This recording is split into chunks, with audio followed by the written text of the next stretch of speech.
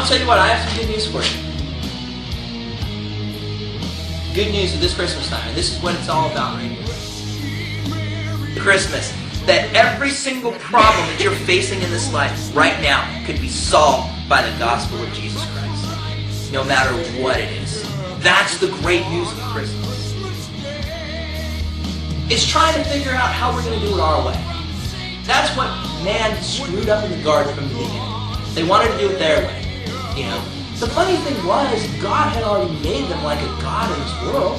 He said, you're going to rule and dominion over all this stuff.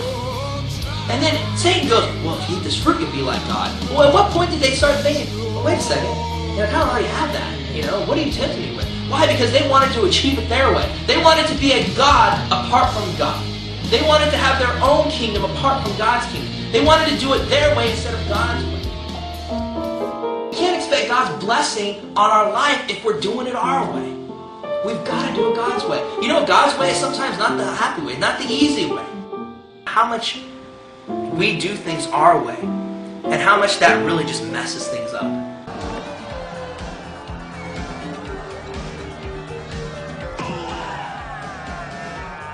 All through our life, all the different things that we've done, I can tell you, I will testify to that. There's so many times I've just thought, I'm going to do this my way, I'm going to figure it out my way, and it's always ended up a mess.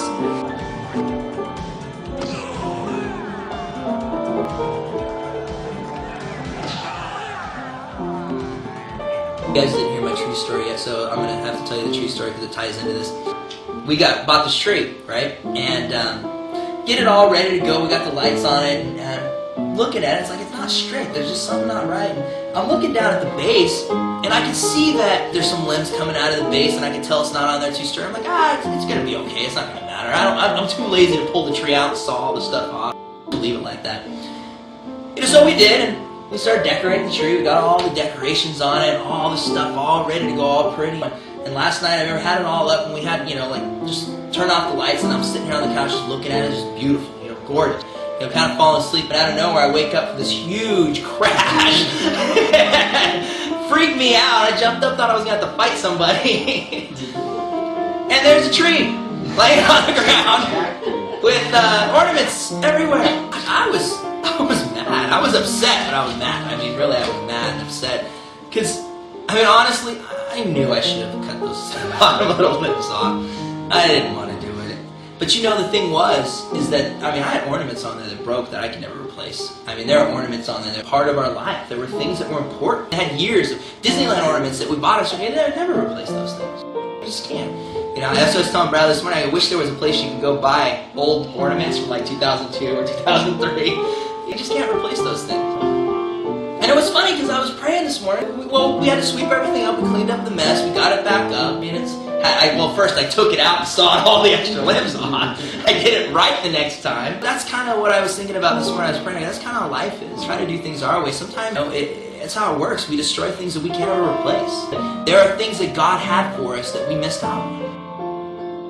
Now, there are good things that God wanted us to have that we missed out on. And there are things that we can never get back, things that we can never replace. Life comes crashing down, freaks us out, startles us out of our nice little sleep. Thought everything looked pretty, had it all nice and pretty, and I didn't really want to take the bottom limbs off. It's like, it looks nice coming all the way down to the ground.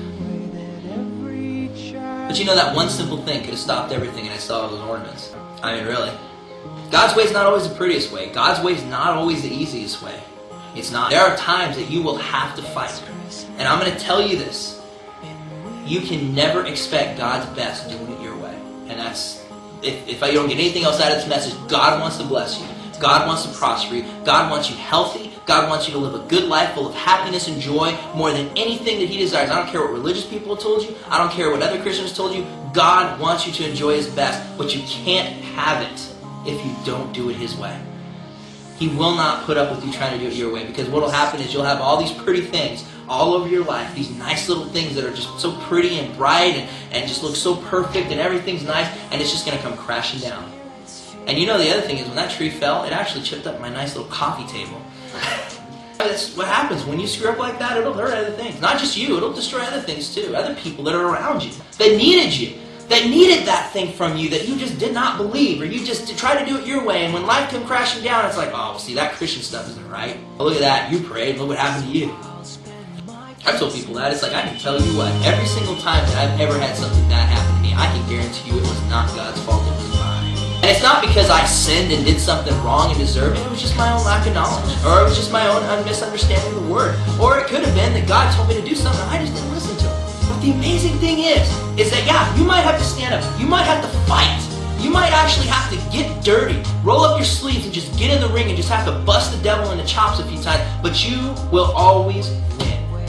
That's my promise to you today, and that's God's promise. When he sent Jesus on this earth, that was the secret weapon. That was the promise that no matter what this world throws at you, no matter how hard it might be, no matter how nasty it might be, you are guaranteed to win, no matter what. Because God sent Jesus. That baby born in Bethlehem years and years ago was that promise to us, the good news, the gospel of peace, that we will always win.